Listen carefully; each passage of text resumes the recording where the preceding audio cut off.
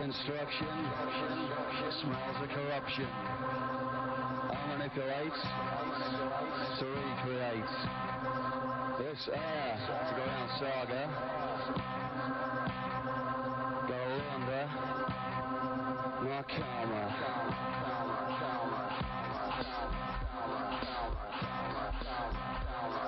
Go on, no karma.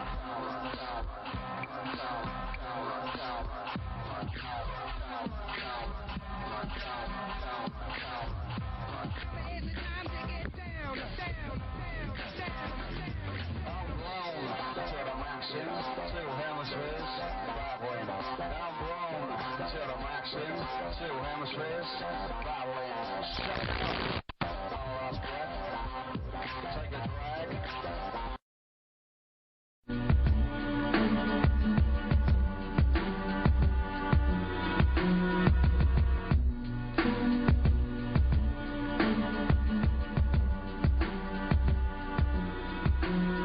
The enemy of the human race.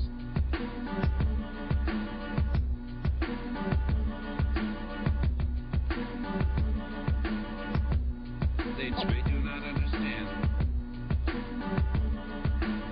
They do not understand the real aims and purposes of that organization.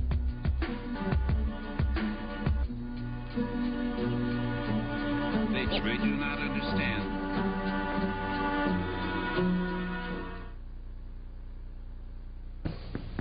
Go ahead.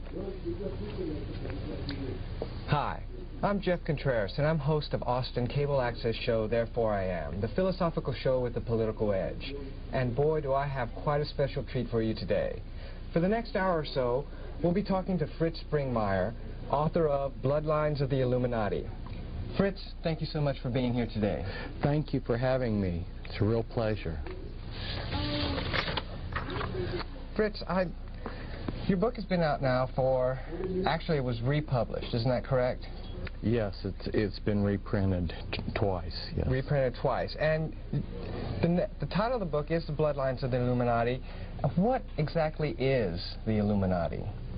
The Illuminati is the continuation of the mystery religions. There was quite a number of mystery religions in antiquity, and these mystery religions had councils that controlled them, and then there was a supreme council that operated clear from India to the British Isles that then coordinated all of these mystery religions, and that would be today what we call the hierarchy of the Illuminati. So the Illuminati is basically just an extension of the mystery religion system, the whole type of philosophy. Yes, it was a way of hoarding knowledge and power to a few special people. And how do they hoard the knowledge? Well, when I say knowledge, some of the knowledge is pseudo-knowledge, and some of the knowledge is actually scientific knowledge, which enabled, for instance, Christopher Columbus to be certain that he could sail across the Atlantic and hit land. He was associated with the Knights Templars, which is one of these secret societies associated with the Illuminati. So you've got different types of knowledge, but some of the knowledge is actually bogus. It's just claimed so that they can get people to join whatever mystery religion they're trying to offer. Okay, Fritz. Now, why are families so important in this? It's obviously, you titled it Bloodlines, and that must have to do with the families. Why are they so important? It has to do with how they pass power from one generation to another. It also involves the occult powers. They try to have full-blooded members. They believe that, at least the traditionalists within the Illuminati, which are the full-blooded members, they believe that to really be a powerful witch with all the occult powers that demonology gives you, that you have to be a full-blooded member who's got a genealogy that goes back many years. So in effect, what you're talking about is basically generational Satanism. Right, it's generational Satanism. And they have to operate also within bloodlines because of the way that they carry out their mind control. They make program DID, or what was commonly known for a couple hundred years as multiple personality disorder. They program their members with MPD, and in order to do that, you have to have someone who will disassociate when they're traumatized rather than die. There's three things you can do when you're severely traumatized. You can just curl up and die, or you can go crazy, or you can have the creativity and the disassociative abilities to splinter the mind into a multiple. And they want that ability. It's essential because the satanic rituals that they carry out, which are horrendous traditional rituals, blood sacrifices, requires a certain level of insanity and disassociative ability. In other words, what I'm getting at is if you were a normal, sane person and you had to participate in the higher level Illuminati rituals, you'd probably go crazy without the programming and the MPD that they carry out. So it's absolutely essential that they maintain the bloodlines. Okay, Fritz, now when you talk about blood sacrifice, what do you mean? Are you talking about chickens or goats or something like that? No. Unfortunately, I'm talking about human sacrifices. This is, you go throughout the world and you examine the different cultures, and you'll find that human sacrifice has been fairly widespread.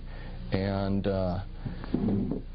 these powerful families have always felt that they gained power and through sacrificing other people. So you're saying that the blood sacrifice that we've read or heard about throughout the history books has never actually stopped. It's just gone into secret. That's right. Correct. That's very incredible. Now, Fritz, in the book Bloodlines of the Illuminati, you point out that 13 families are in control of the Illuminati structure. But in your book, you list 14 families. Could you explain this a little bit? Sure. They themselves decided that they would have 13 families, or really maybe a more descriptive word would be tribes. And it's my understanding that the reason why they chose the number 13, besides its magical implications, is also it's in mockery of what God had done, because as you know, there were 12 tribes, and then Ephraim and Manasseh were added, which were split off of the tribe of Joseph, which gave you 13 tribes of Israel. And so in mockery of that, then they have chosen 13 satanic bloodlines. But in working with people that were in the Illuminati and helping people get out of the Illuminati, I've gotten a fairly good handle on what last surnames they use. And although there's hundreds of, say for instance, Rothschilds in the United States, most of the descendants of the Rothschilds have other surnames. And so when I say bloodlines, that's more descriptive of families. And there are certain families within the entire context of the Illuminati that have become powerful in themselves but aren't labeled by them as one of the top 13. And as there's a continual power struggle between everybody within the hierarchy, you have some factions that become more powerful, and as those families become more powerful, they deserve recognition of their own. So I listed the Reynolds and the Krupp family. Actually, I listed 2 extra besides the 13, the Reynolds and the Krupp family, because from the inside information I had gotten, they were very powerful. So what you're saying is that the families that are the top 13 families right now were not the top 13 families, say, of maybe 200 years ago, or even as far back as 1,000 years ago, that as these Illuminati families struggle for power within their own system, they replace some families with others and vice versa. Yeah, I believe that that process is ongoing. But I also believe that beyond just having the 13 families that they have listed as important or the top, they also, in a sense, recognize the power of other families. For instance, Bill Clinton has become very powerful in his own right. So, or the George Bush family. So, although they are descendants of these 13 tribes, they in themselves now, in this time period, are worthy of special focus or mention. Okay, Fritz. Well, we talked a little bit about the Illuminati structure. Could you briefly explain how this structure is set up? Yes, it's a pyramid structure. There's 2 basic levels in the Illuminati. There's the anarchy level. In one of my books, I listed hundreds of satanic covens and their addresses across the United States. I mean, there were so many that I listed, numerous pages, that I haven't gone through and counted how many hundreds of addresses of different covens. And these are very eclectic, and besides these witchcraft covens, there's other lodge systems and other things also on the anarchy level. Well, on the anarchy level, you can't discern any pattern because everybody believes differently. Then there's 3 levels within the anarchy level. As you know, there's 3 levels to witchcraft. And then the next level are is the hierarchy level, which also has basically 3 levels to it. Although within those 3 levels there's ranks and grades, and above that there are councils that you can belong to that have special powers, and there's also special ranks and grades above those 3 basic grades. But yeah, it's basically anarchy level and hierarchy level with 3 levels to each of those. Now, how does this structure basically control, or why should we even be worried about the Illuminati? If there's just to each of those. Now, how does this structure basically control, or why should we even be worried about the Illuminati? If there's just a structure that's out there with anarchy, and then there's the top structure that controls the anarchy level, isn't that just some type of contained system within itself? Why should we, as just normal everyday people, be worried about this? Well, the general public, as you probably know, is not concerned about this, but they should be, because all kinds of things, all aspects of their lives are influenced by these people.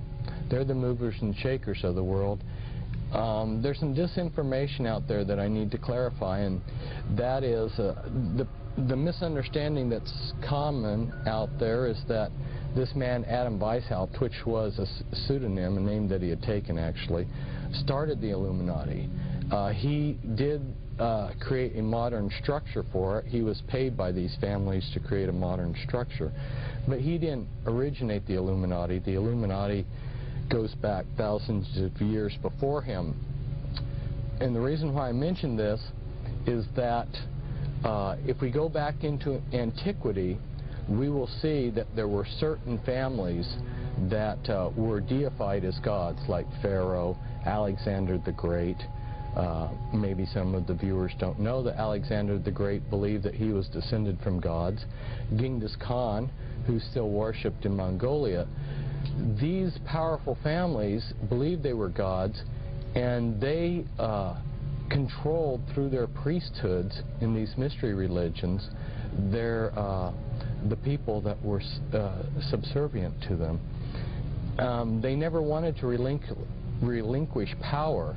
They networked together, and over history you can never find any point in history where they gave up their power. What they did is they did a lot of sleight of hands and went underground or behind the scenes and let other people become frontmen, but they've still stayed in power. You can see a lot of, I give a lot of evidence of that in my Bloodlines of the Illuminati book. Just some everyday examples that I ran into is, as a boy, you know, I met Henry Cabot Lodge, and someone who would read American history would know about John Cabot exploring the United States, which was of the Italian Caboto family. This is an ancient family, and yet you can see their influence in history all down through the years. Recently there was a book, Holy Blood, Holy Grail. Well, I say recent, it's not been recent, but it became a bestseller, and then the authors made a trilogy of books, Messianic Legacy and The Temple and the Lodge, and Pageant and Lay and Lincoln were the authors of that trilogy of books. And they go in and discuss how all of the royalty and aristocrats of Europe are descended from one single bloodline. Now, of course, then when you go to look at our presidents, you find that 11 of our presidents, at least 11, are part of that bloodline. At least 11 presidents are descendants from European royalty. Right, the Merovingian dynasty, at least 11. And a man recently,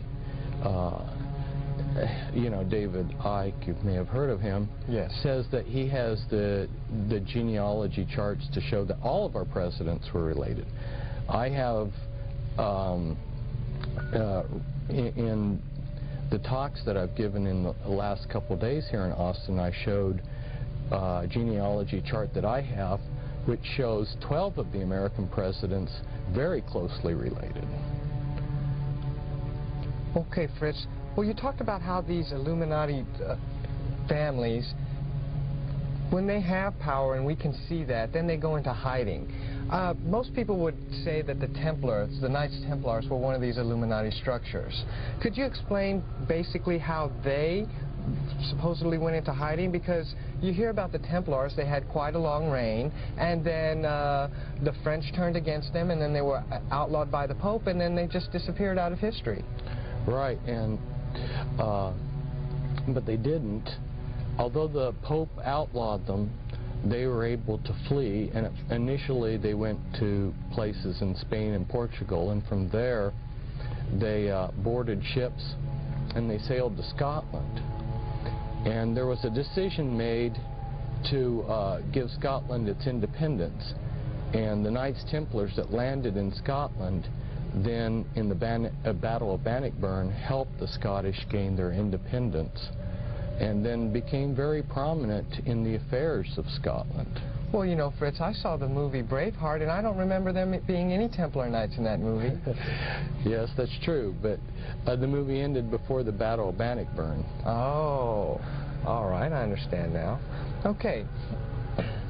Well, Fritz, now that we know basically a little bit about the Illuminati and about how they structure their system, can you give us a little bit of the mindset of these Illuminati families? I mean, why do these families, these 13 families and other families, feel that they have the right or the authority to control almost every aspect of our lives?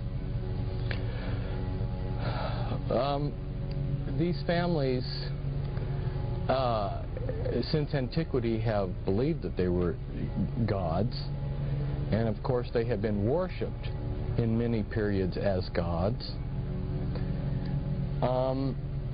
And they continue to pass that prideful belief down from one generation to another. They believe that they're a superior being.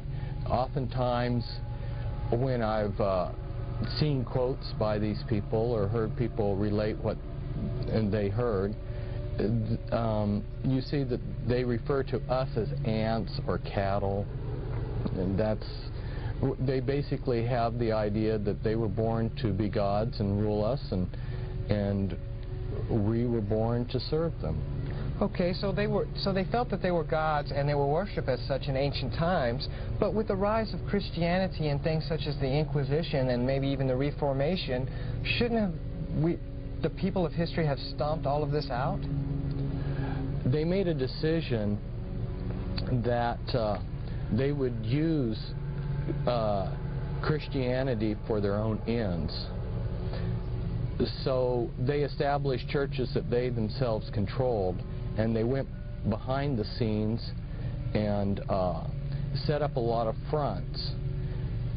So what you see, for instance, as proof of what I'm talking about, is at the end of World War II, there was a commission sent around Europe to examine all of the churches and cathedrals that had been damaged by the bombing, and they found something like 80% of these churches had hidden occult altars underneath the Christian altar that wasn't exposed until they were damaged.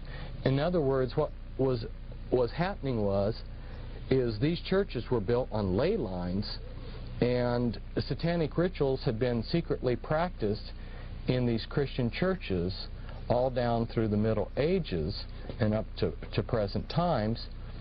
These were sacred sites that the churches were built on. In fact, some of them were built on very sacred druid sites and things like this. And so the Christian churches were simply functioning as a front so that these people could do their human sacrifices and so forth in secret. And of course, then they became pillars of society with their multiple personalities. They could have a front personality that was the ideal Christian, and on the Sabbat, on Friday night, they could be sacrificing somebody, and perhaps on Sunday morning, they could be the reverend that was giving the sermon. There's a number of other proofs that one can, or evidences of what was going on. If you go throughout Europe, you'll see a large number. If you go throughout Europe, you'll see a large number of the churches had winged reptilian gargoyles put on them, including something that's really bizarre. They would have people, statues of people bent over, how do you describe it on television? They're bent over taking a dump, you know. And this is on the side of a cathedral? This is on sides of churches that were built, that the statues built, naked people showing their bare bottoms. And if you ask, why did these Masonic trade guilds build gargoyles and people taking an excrement, you're told they did it for Christ. And I guess, Fritz, people really don't understand is that most of Christianity evolved from the Catholic religion. And the word Catholic itself means universal. And so they just went out into their areas and just absorbed all of the local religions of whatever land they were at. That's very well said. There were a number of mystery religions that bestowed their authority into the Catholic Church. For instance, the mystery religion of Dagon had which was the fish god.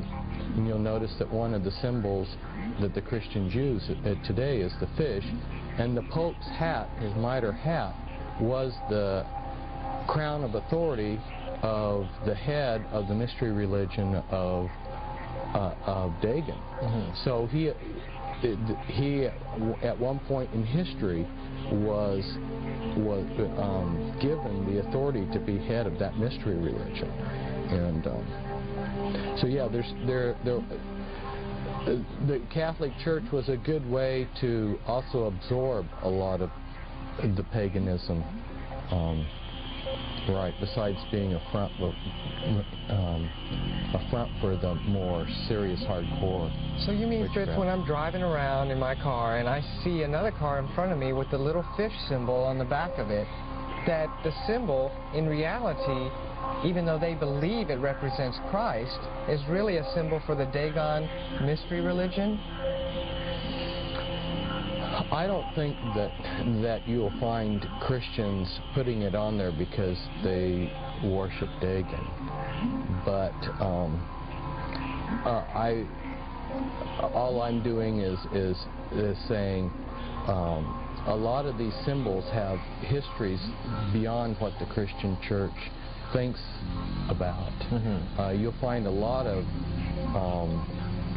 well, for instance, I have personally with my own eyes seen a good number, or I don't know if good is the word for it, but I've seen a number of churches with the Masonic Knights Templar logo on the side of their churches. And what logo is that? It's a cross and a crown. Cross and crown. Right. Okay. It's a particular, it's designed a certain way, and it's very clear that it's a Masonic symbol. And there's a lot of other symbols. I've seen all-seeing eyes. There's Catholic churches that have the Illuminati all-seeing eye, you know, that's in the pyramid. Well, speaking of the all-seeing eye, our local cable outlet, basically who helps us put on this show here, Time Warner in Austin, their symbol for their corporation is an eye. Isn't that kind of funny? Yes, well, it all ties together.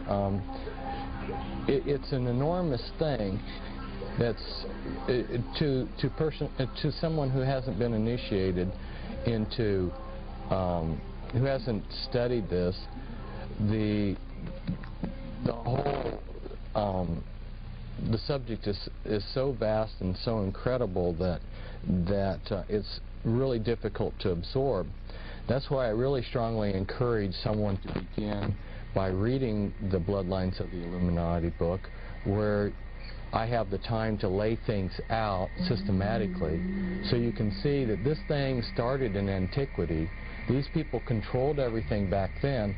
They never gave up control, although they have worked through trade guilds and the Masonic Lodge and other things.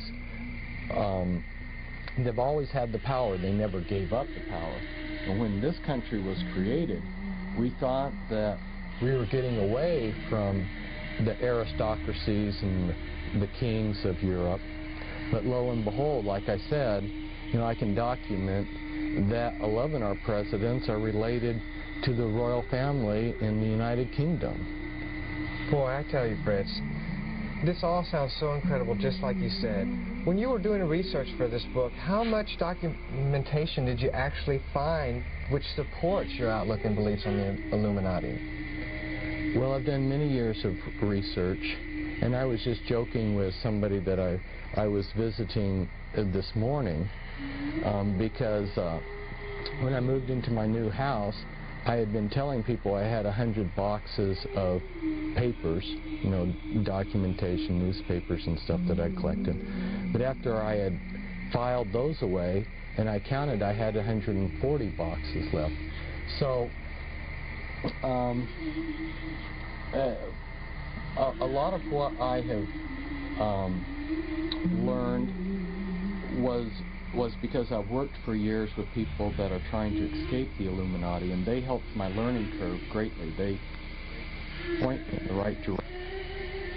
And a lot of information is right there if we scratch below the surface. But they realize that there are very few people like me that are going to be looking in the right direction and scratching under the surface. So, and they don't have time to hide it all. So there is an enormous amount of information out there that relates to these families.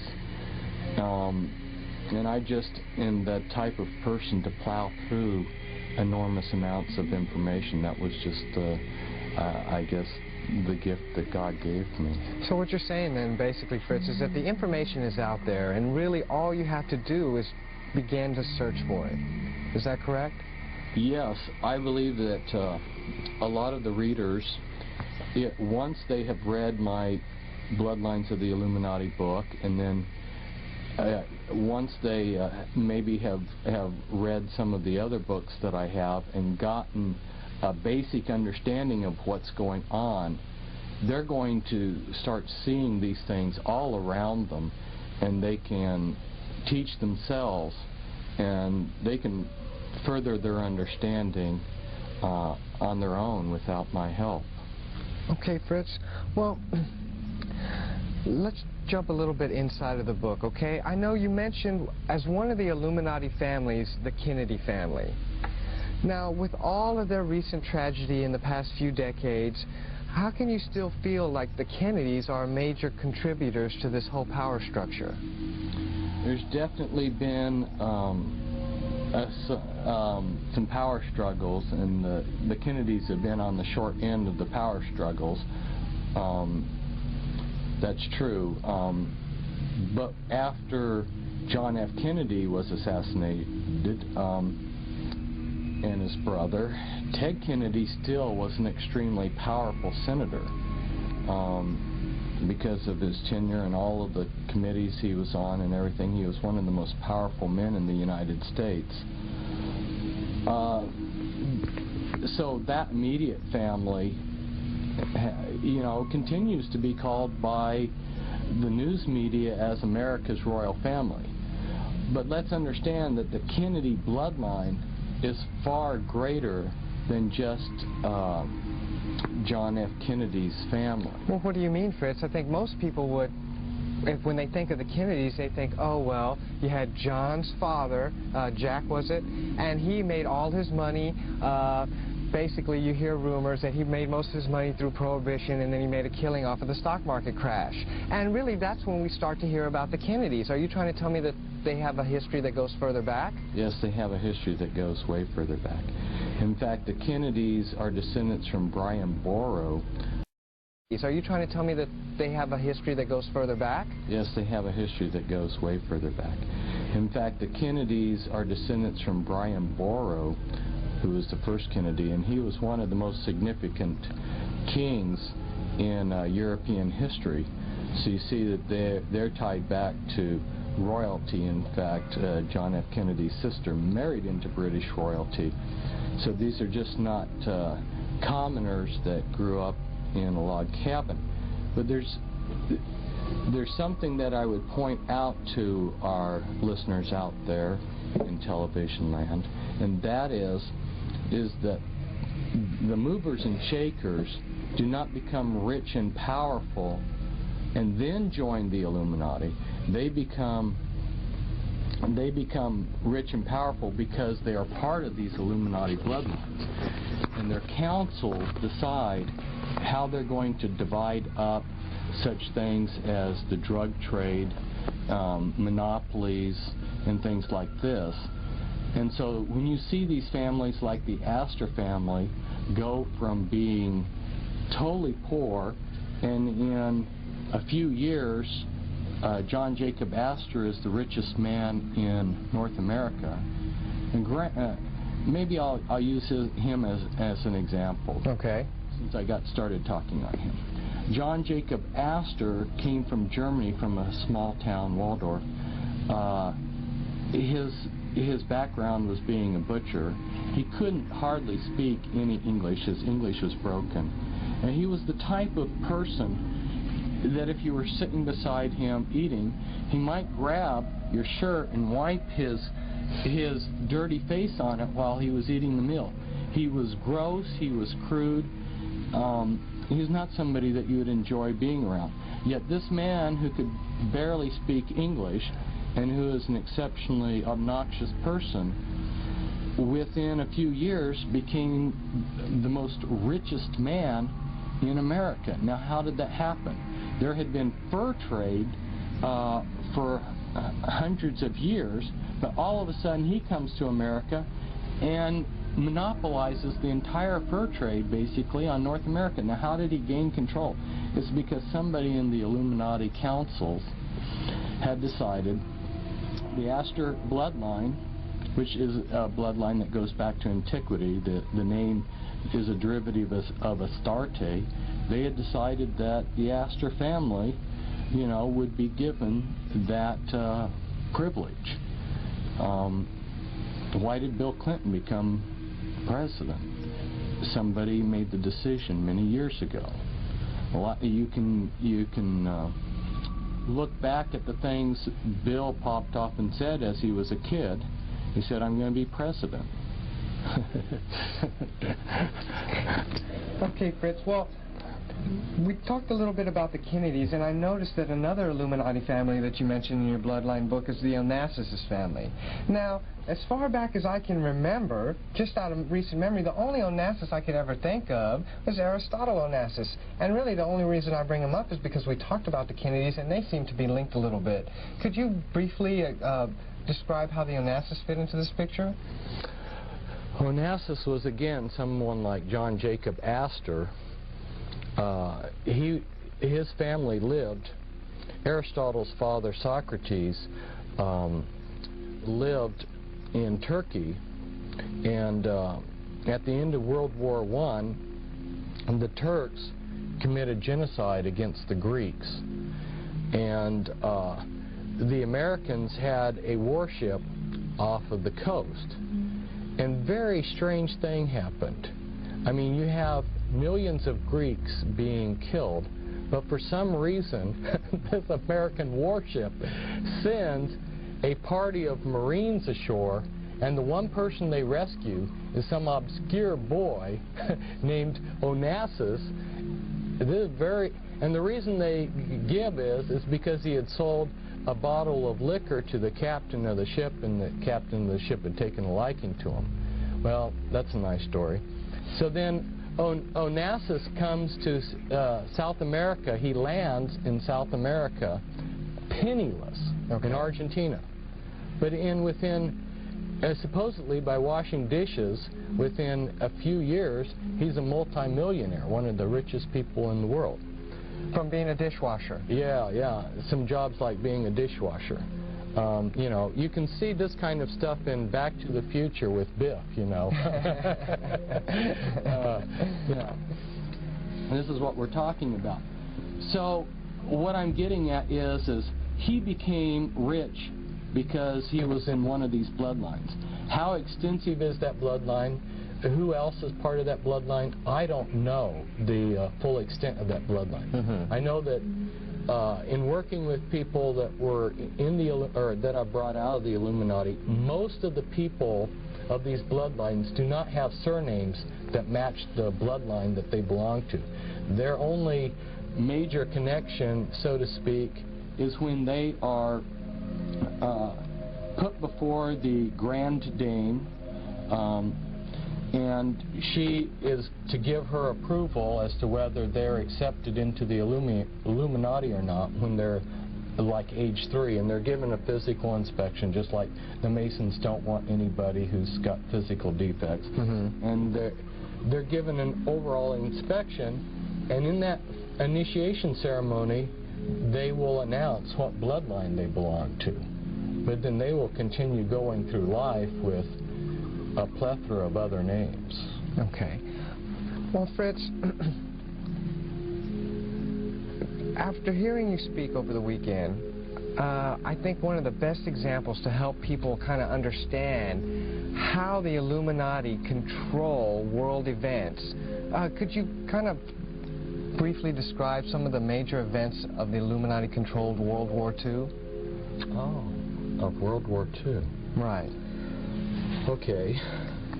Yeah, I'll focus on that. I might just mention to our audience, I could go back and essentially every war that there is, I could go through and show how these families have created them, manipulated them. Well, you can look at the wall, you can look at Wall Street, and the Illuminati families on Wall Street were the ones that financed Hitler to come to power. Also, you'll see that the Krupp family in Germany, plus a few other leading industrial Illuminati giants. Now, you're talking about the Krupps that make the coffee machines. Is that right? Yeah, I'm talking about the Krupps that make a lot more than coffee machines. I don't know how many thousands of factories they have today, but they were the ones that built the tanks and a lot of other, the locomotives and a lot of the other steel works that the Germans needed for their war machinery. And these people were the ones, well, one of them said, we've hired Hitler. So they viewed Hitler as their hireling.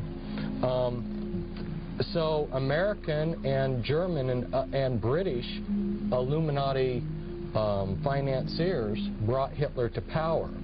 So you had that aspect happening. And then the dialectics that was created that created the issues and how the war came about were also Illuminati family manipulations. And then the United States' entry into the war, let me point out something here. We haven't mentioned Freemasonry, but Freemasonry is the continuation of the mystery religions. Okay. And Freemasonry and the Illuminati are like a glove in a hand. Well, hold on just a second, Fritz. I mean, I know some Freemasons. I even work with one, and I mean, he seems to be the most down-to-earth guy I've ever known. And as a matter of fact, if I even get to talking to politics too much about him, I feel kind of sort of that I even know a little bit more what's going on than him. How is he controlling the world? Oh, he's just a member of a lodge system. We're talking, the lodge system needs a lot of good men at the base to support its structure. And 2/3 of the Freemasons don't go beyond the 3rd degree. They're that financial base supporting this pyramid structure. But at the top, we have these people. For instance, the Sinclair family, which is part of the 13th Illuminati family, they were given, if you look in Masonic encyclopedia, you'll see that they're listed as having been given headship over the Freemasons, and that was something that was to be passed from generation to generation. So you'll see that these bloodlines are in control of Freemasonry, just like so many other things. The royal family of Britain has been at the top of Freemasonry in the United Kingdom.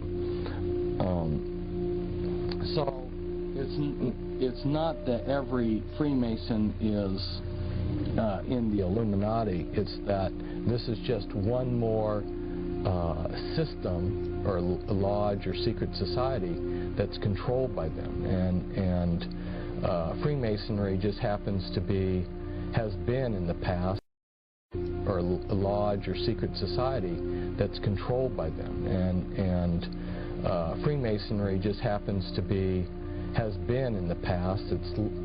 It's no longer so much the powerful tool that it was in the past, but it's been one of their most powerful tools in the world for carrying out what their agenda. Okay. So let's see. Let's pick up where I was. Back to World War II? Back to World War II. The reason why I had to bring in the Freemasons is Stalin and Churchill and Roosevelt, who were the Allied leaders. They were all three Freemasons. And Churchill was of the Illuminati bloodlines, and so was Roosevelt. Stalin married into one of these prominent, Kaganovich, if I'm pronouncing the Russian name right. He married into a prominent Illuminati bloodline.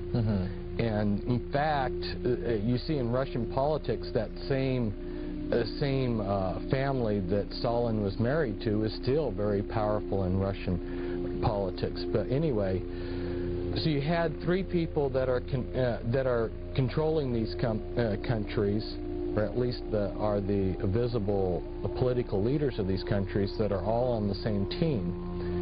And Germany and Japan and several other smaller countries that join them are arrayed against Russia and the United Kingdom. And the British wanted the Americans to enter the war. Roosevelt wanted us to enter the war. So, but wasn't Roosevelt's one of his campaign promises at that time not to enter the European war? Right, right. Just the same as Wilson. Before World War I, his campaign was he would keep us out of the war. And then very shortly after he became president, he declared war on Germany. And it was such a trauma to my grandfather, because he had voted for Wilson, that he never voted Democrat again in his life. He had such a strong reaction. He had a knee-jerk reaction. He always voted Republican after that. But yeah, that was a campaign promise. But see, these people, they say whatever it takes to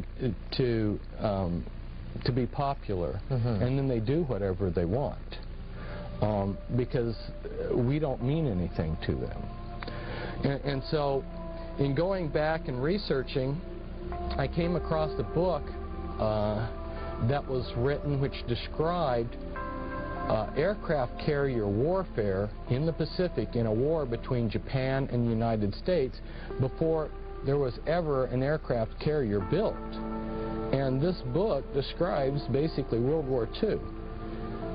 So this is rather amazing that someone was already thinking this stuff out. And then you'll see that when one studies it out, that the American military brought the Japanese Navy over to Pearl Harbor and specifically showed them item by item how the Pearl Harbor could be attacked. And then on the basis of that,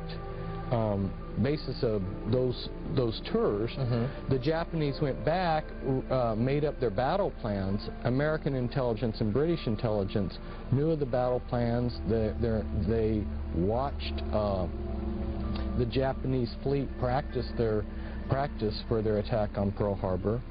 And then Roosevelt, to make sure that there was a lot of losses, the day before they attacked, he had all of our planes put on the airfields in circles with their noses pointed towards the center of the circle, so that it'd be very hard for them to take off when the Japanese attacked. There was a lot of things like this that were done to make sure that there was a lot of Americans that died so that they could get United States into the war.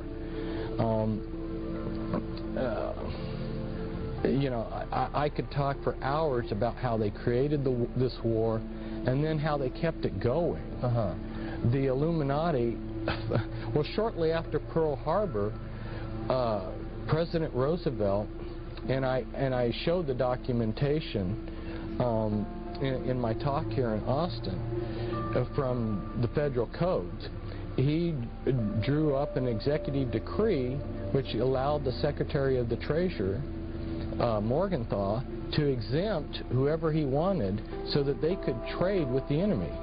So these Illuminati families, like the Rockefellers, who controlled Standard Oil, and Onassis, were given the freedom to trade with the Germans so that they could keep the Germans supplied with essentials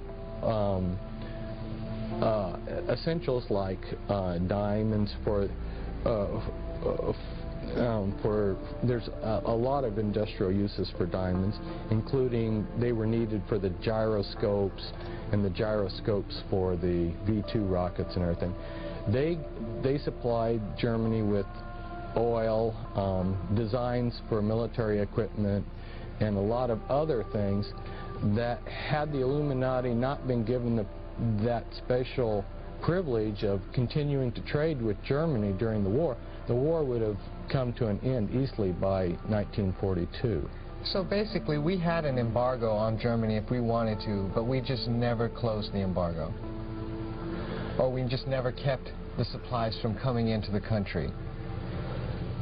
Well, if you were one of these Illuminati bloodlines, one of these powerful men, kingpins is the word I use within these Illuminati bloodlines, you had the privileged status of being above the war. Above the war. The rest of us, it was a real war. And actually, Fritz, I think I can remember from your book, as from the Onassis chapter, his fleet of ships almost went unscathed. Is that correct? Totally unscathed. They were never attacked. How many ships did he have? It was between 200 and 300 ships, merchant ships. And he's from the Greek fleet, correct? Yeah, Greek merchant ships. His ships flew the Greek flag. Essentially, every other Greek ship that was floating when the war started was sunk. But his ships went in all of the theaters of the war, the Mediterranean, the North Sea, and they were never attacked by either side. It took collaboration at the highest levels for him to travel around in a world war without anybody bothering him while he made millions, perhaps billions of dollars off of the whole thing. This is incredibly fascinating. I tell you what, Fritz, we're almost running out of time here, but before we do, I would like you to briefly touch on, I know you mentioned it earlier, how the Bush family has been coming into prominence here of late. Could you give us maybe a little bit more of a background behind that family? Some of our listeners out there may be familiar with the Order of the Skull and Bones, which is a chapter of the Illuminati, and that they have rituals with satanic undertones. One of the things that they do is lay in a pile of manure when they're being initiated and say all of their sexual exploits. Yeah, I know. Satan causes his minions to do degrading things that they think, for some reason, because their minds get warped, that this is something great. Satan causes his minions to do degrading things that they think, for some reason, because their minds get warped, that this is something great. The Bush family is related, it's one of those families that's related back to British royalty. And Bush was head of the CIA. And I think it's significant to point out, if our listeners haven't caught it already, they may have already noticed this themselves, but you had the head of the KGB. You know, the KGB has been running Russia and the USSR, and over here we had the head of the CIA, George Bush, who becomes president, and now his son is running. It should make people realize that at least that the intelligence agencies have co-opted these countries, but it's deeper than that, because the intelligence agencies are being used as a front for these powerful families. And there's literature out there that talks about how the intelligence agencies have been prostituted to these powerful families. In fact, KGB intelligence, a large share of their intelligence, is simply being used to spy on Western industry and companies so that they can take all these trade secrets back for Russian capitalists, or Russian gangsters, I should say. Wow, truly incredible. Also, Fritz, I remember this also from your talks over the weekend. I don't want people to think that you're like the only person out there talking about it, and not just today, but I mean throughout history. I remember you mentioned how Senator McCarthy, most people think out there that McCarthy was just afraid of communists, but it's really, from your research, Fritz, do you really think that was the case? No, it wasn't the case. I mean, I was like everybody else. I only knew what I'd been told until I started reading speeches and talks and things that he had written, and I was blown away. I realized the man knew exactly that there were these powerful families, that there was a world order, and he was going after these powerful families. That's why he went after the Bundys, and of course the Illuminati kingpins in our government thwarted an investigation into Bundy. Yeah, he really understood. And so, because he was after these powerful people, these movers and shakers, they have used him as a verbal punching bag. I mean, I've watched, I don't know how many people denegate his name, even, you know, in the last few years. I mean, you think the guy has been dead for a long time, they'd forget him, but Bill Clinton has used him as a punching bag, and then George Bush. So it's the Illuminati almost use him as an example. Like, if you come after us, this is what's going to happen to you. Isn't that correct? Yes, yes. That's totally horrible. Well, I know we just got a few minutes left now, for sure. But before we go, I wanted to ask you, Fritz, how can we, as normal, everyday people, recognize perhaps the policies or the agendas which are pushed on us through the Illuminati front organizations? Oh boy, that's a good question, but it's also a big question. Well, you will see that there are certain things that are politically correct. And you will also notice that the world is going towards central control. Right. It's going towards globalization, where we're having the United Nations. You know, the United Nations was formed out of the League of Nations, and there's a continual push to have one political, one world government. Now, isn't that just a natural evolution of perhaps human society? I mean, as the world seems to be getting smaller and smaller through technology, most people would say that would just be a natural evolution of our whole government system. Well, it's definitely being pushed. And whether one wants to believe that's a natural outgrowth of improved communication and transportation, that's up to the individual, but it is definitely being pushed. It's taking a lot of money and a lot of effort to make it happen, and the push behind it are these global elite families that are controlling things from behind the scenes. So not only do we have political globalization, but we have economic globalization, and we have religious globalization. So when you see any kind of an agenda that contributes to this one world order, or as Bush has called it, New World Order, or, you know, Hitler, who was also of these bloodlines, also referred to New World Order. That seems to be a popular term with them. Right, and I noticed earlier, when you had mentioned it, you just said world order, that you didn't put the new in there. Why is that? Because it's not new at all. In fact, they keep using the same formulas. The things that controlled people back in ancient Rome, you know, where they had bread and circus, they're using the same formulas that they used in antiquity on us today. And bread and circus simply means that if you give the common person entertainment and plenty of food, like the junk food we get, they'll be happy. And most people, as long as they have their beer and their football game, are happy. Unfortunately, that is true. Well, I tell you what, Fritz, I really appreciate you coming down here, taking time out of your busy schedule to come give us an interview, and I look forward to having more talks with you in the future. Thank you. It's great being with you.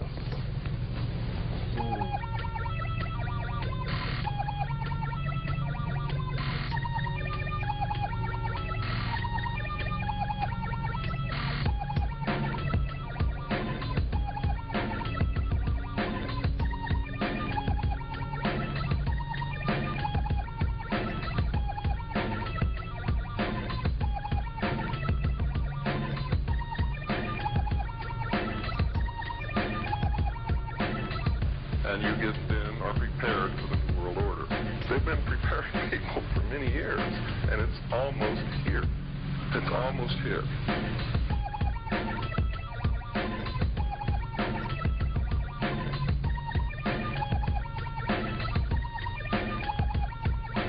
What is at stake is more than one small country. It is a big idea. A new world order.